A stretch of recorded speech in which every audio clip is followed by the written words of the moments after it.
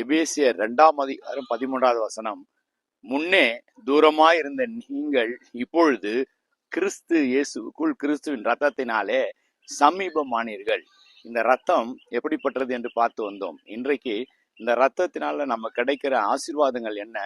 முதலாவது ஆசீர்வாதம், மனிதனுக்கும் பரலோகத்துக்கும், மனிதனுக்கும் நம்மை படைத்த இறைவனுக்கும் ஒரு பெரிய தூரம், அதாவது ஒரு பெரிய தடுப்பு சுவரை உண்டாக்கி விட்டது.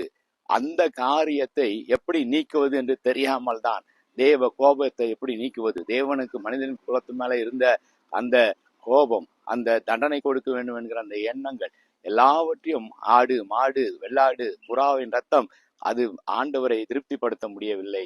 ஆனால் இயேசு கிறிஸ்துவின் ரத்தம் விலையேற பெற்றது, மாசற்றது. அதை அவர் குற்றமில்லாத சிந்தினாரே. அதை கண்ட உடனே நமக்கும் பரலோகத்துக்கும் உள்ள தூரம் நம்ம கிட்டி சேர்ந்து விட்டோம்.